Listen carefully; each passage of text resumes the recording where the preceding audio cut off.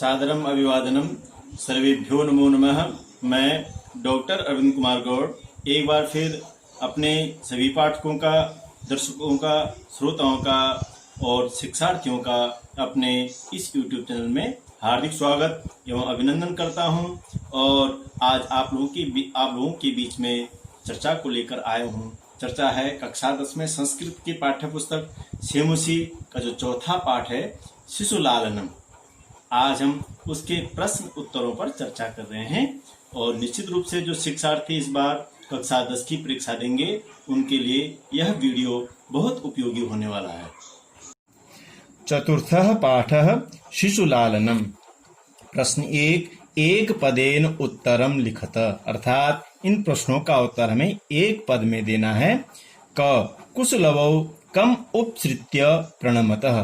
कुशलव किसके समीप जाकर प्रणाम करते हैं, किसको प्रणाम करते हैं समीप जाकर के? उत्तरम रामम, और राम के समीप जाकर के राम को प्रणाम करते हैं। ख तपोवनवासिनः कुशस्य मातरम केन नामना आह्वयन्ति। तपोवनवासी कुश की माँ को किस नाम से पुकारते हैं? उत्तरम देवी, देवी के नाम से पुकारते हैं। ग वयोनुरोधात् कः लालनीयः भवति। उम्र के अनुसार कौन लालन के योग्य होता है, कौन स्नेह के योग्य होता है? उत्तरम बालः, जो बालक होते हैं वो उम्र के अनुसार क्या स्नेह के योग्य होते हैं। घ केन संबंधेन वाल्मीकि लवकुशयोः गुरु। किस संबंध से वाल्मीकि लवकुश के गुरु हैं? उत्तरम उपनयनोपदेशेन, उपनयन के उपदेश के कारण इस संबंध से उनके गुरुजी हैं। ग कुत्र लवकुशयोः पितुः नाम न व्यवह्रियते। कहाँ लवकुश के पिताजी का नाम का व्यवहार नहीं किया जाता है? तो उत्तरम तपोवने, तपोवन में जहाँ लवकुश रहते हैं वहाँ लवकुश के पिता का नाम का व्यवहार नहीं किया जाता है। प्रश्न संख्या 2 अधोलिखितानां प्रश्नानां उत्तराणि संस्कृत भाषया लिखत। नीचे लिखे हुए जो प्रश्न हैं उनका उत्तर संस्कृत भाषा में देना है। क रामाय कुशलवयोः कंठाश्लेषस्य स्पर्शः कीदृशः आसीत्। राम के लिए कुशलव का जो कंठ का आलिंगन था, अपने गले लगाने का जो स्पर्श था, वह कैसा था? तो उत्तर रामाय कुशलवयोः कंठाश्लेषस्य स्पर्शः हृदयग्राही आसीत्। राम के लिए कुशलव का जो कंठालिंगन था, जो आलिंगन था, वो स्पर्श क्या था? हृदयग्राही था, हृदय को स्पर्श करने वाला था। आगे देखिए। ख रामः लवकुशौ कुत्र उपवेशयितुं कथयति। राम लवकुश को कहाँ बैठने के लिए कहता है? उत्तरम रामः लवकुशौ सिंहासने उपवेशयितुं कथयति। राम लवकुश को सिंहासन पर बैठने के लिए कहता है। ग बाल भावात् हिमकरः कुत्र विराजते। बाल भाव में छोटे होने से, बालक होने से हिमकर जो चंद्रमा है कहाँ विराजमान है? उत्तरम बाल भावात् हिमकरः शिवस्य मस्तके विराजते। बाल होने से, बालक होने से जो चंद्रमा है शिव जी के मस्तक पर विराजमान है। घ कुशलवयोः वंशस्य कर्ता कः। उत्तरम कुशलव के वंश के कर्ता कौन है? कुशलवयोः वंशस्य कर्ता भगवान सहस्रदीधितिः। कुशलव के वंश के कर्ता भगवान सहस्रदीधिति सूर्य हैं। सहस्रदीति अर्थात सूर्य हैं। कुशलवयोः मातरम वाल्मीकि केन नामना आह्वयति। कुशलव की माँ को वाल्मीकि किस नाम से पुकारते हैं? उत्तरम कुशलवयोः मातरम वाल्मीकि वधू इति नामना आह्वयति।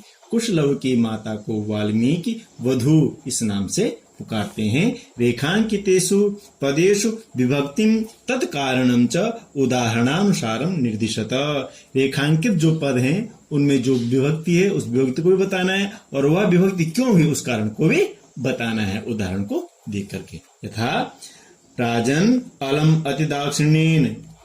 अब देखो यहाँ विभक्ति तृतीया, अतिदाक्षिण्य में क्या है? तृतीया विभक्ति क्यों है? अलम की ओर में यहाँ पर अलम शब्द है। अलम शब्द की ओर में कौन सी विभक्ति? तृतीया विभक्ति की। अब देखिए। क रामः लवकुशौ आसनार्धम उपवेशयति। आसनार्धम द्वितीय व्यक्ति और उपवेशयति की ओर में विश धातु के आगे उपसर्ग है, तो विश धातु के आगे उपसर्ग हो तो द्वितीय विभक्ति होती है, उपयोगी। यहाँ पर द्वितीय विभक्ति होगी। घ धिंग माम एवं भूतम धिक्कारे, मेरे साथ में ऐसा ही हुआ। तो माम द्वितीय व्यक्ति क्यों है? धिंग धिक के योग में है, धिक के योग में होने से माम में द्वितीय व्यक्ति होगी। आगे देखिए ग अंक व्यवहितम अध्यासताम सिंहासनम, क्या बैठिए, आप तो सिंहासन में बैठे तो कम से कम गोद में बैठ जाए, इसमें कोई बाधा उत्पन्न नहीं है। सिंहासनम द्वितीय व्यक्ति है, क्यों है द्वितीय व्यक्ति? अध्यासताम, ये अस धातु है, उससे ऊपर क्या आदि उपसर्ग है। तो जहां पर ऐसी परिस्थिति होती है, आदि उपसर्ग से के बाद अस धातु होती है, तो वहां पर जो शब्द उसके योग में उसमें द्वितीय विभक्ति होती है। अध्यास्ताम के योग में होने के कारण पर क्या होगी? द्वितीय विभक्ति होगी। घ अलम अति विस्तरेण, वही अलम के योग में तृतीय विभक्ति होगी विस्तरेण में। रामम उपसृत्य प्रणम्य च, यहाँ पर रामम द्वितीय व्यक्ति, उपसृत्य के योग में होने के कारण, उपसृत्य इसके योग में होने के कारण यहाँ पर द्वितीय विभक्ति होगी। प्रश्न 4 यथा निर्देशम उत्तरत जानाम्यहम तस्य नामधेयम अस्मिन् वाक्ये कर्तृपदम किम, जानता हूं उसका नाम, इस वाक्य में कर्तृपद कौन सा है? उत्तर अहम, ये जानामि अहम, ये हम करता है यहाँ पर अहम। ख किम कुपिता एवं भणति उत प्रकृतिस्था, वह कुपित होकर के ऐसे बोलती है या सामान्य रूप से। अस्मात् वाक्यात् हर्षिता इति पदस्य विपरीतार्थक पदम चित्वा लिखत, हर्षिता, हर्षित इस पद का विपरीतार्थक मतलब विलोम शब्द से चुन करके लिखना है। तो हर्षिता का विलोम क्या गया? कुपिता, कुपिता का यहाँ पर। ग विदूषक उपसृत्य आज्ञापयत भवान, विदूषक ने थोड़ा निकट जाकर के कहा आज्ञापयत भवान, आप आज्ञा दीजिए। अत्र भवान इति पदम कस्मय प्रयुक्तम, यहाँ जो भवान पद है ये किसके लिए प्रयुक्त हुआ है? राम के लिए हुआ है, रामाय।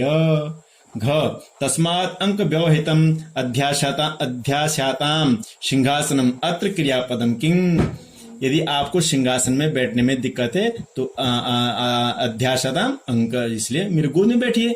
तो इसमें जो क्या बता रहे हैं, क्रियापद कौन सा है? अध्यास्याताम, ये अध्यास्याताम इसमें क्रियापद है। आगे देखिए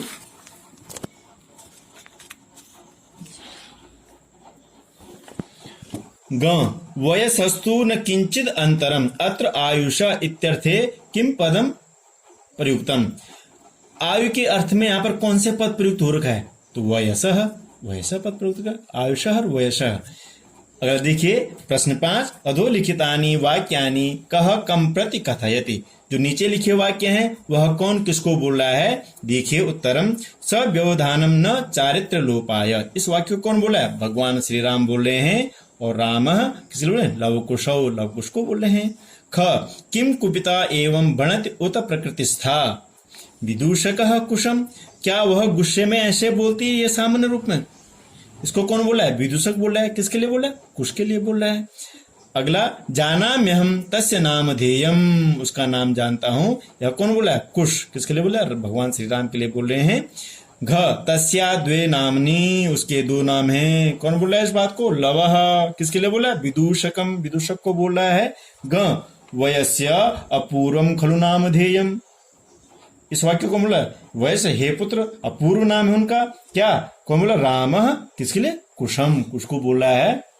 आगे देखिए प्रश्न संख्या 6 मंजूषातः पर्याय द्वयम चित्वा पदानाम समक्षम लिखत, ये जो मंजूषा है इस मंजूषा से दो पर्यायवाची शब्द चुन करके उन शब्दों के सामने लिखना है। शिवः शिष्टाचारः शशिः चंद्रशेखरः सुतः इदानीम अधुना पुत्रः सूर्यः सदाचारः निशाकरः भानुः। उत्तरम क हिमकरः शशिः निशाकरः, इसके पर्यायवाची हैं।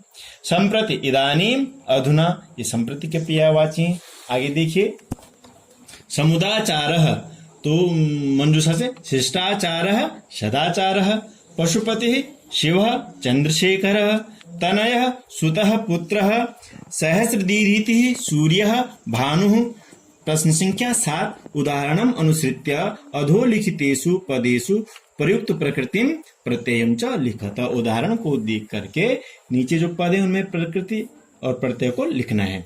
उदाहरण यथा आसनम, तो आस धातु है, लुट प्रत्यय है। युक्तम, युज धातु है, क्ता प्रत्यय है। भाजनम, भाज धातु है, लुट प्रत्यय है। ग शालीनता, शालीन शब्द है, तल प्रत्यय है।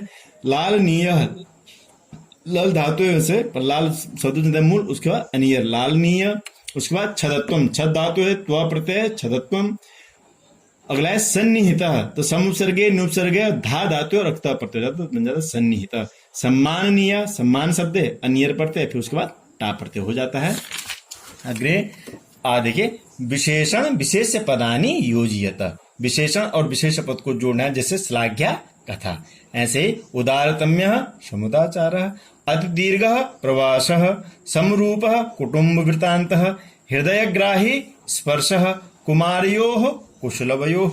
प्रश्न संख्या 8 देखिए, अधोलिखित पदेशु संधिम कुरुत, इनमें संधि करना है। द्वयोः धन अपि, जहां पर ऐसा होता है विसर्ग से पहले ओ है, अब विसर्ग के बाद क्या अ है, तो विसर्ग को रो हो जाता है, क्या बन जाएगा द्वयो रपि।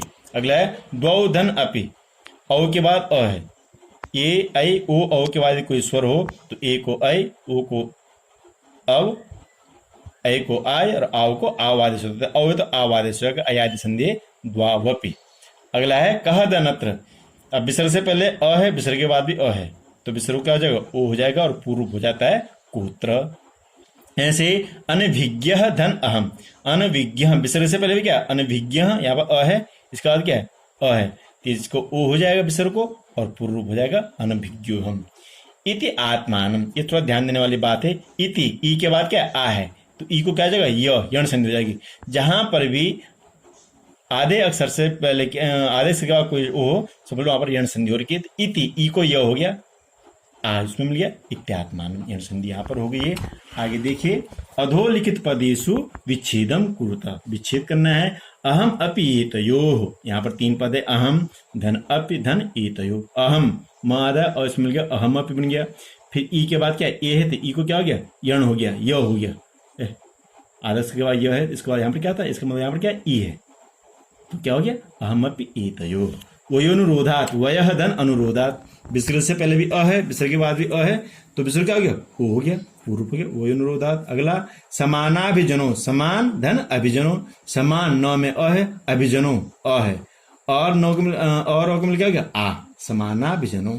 खल्वेतत, फिर वो आ गया आधा अक्षर के बाद वह है, यदि आधा अक्षर के बाद वह समझ पर क्या ऊ है, यण संधि हो रखी है। खलु ऊ धन एतत, ऊ है फिर ये है, ऊ को क्या गया वह, और वह में क्या मिल गया ये, खल्वेतत। इस प्रकार से इस पाठ के प्रश्नोत्तर पूरे होते हैं। आशा करता हूँ आपने ध्यान से देखा होगा और समझा होगा। यदि फिर भी कहीं पर कोई संदेह है तो कमेंट बॉक्स में कमेंट कीजिएगा। धन्यवाद।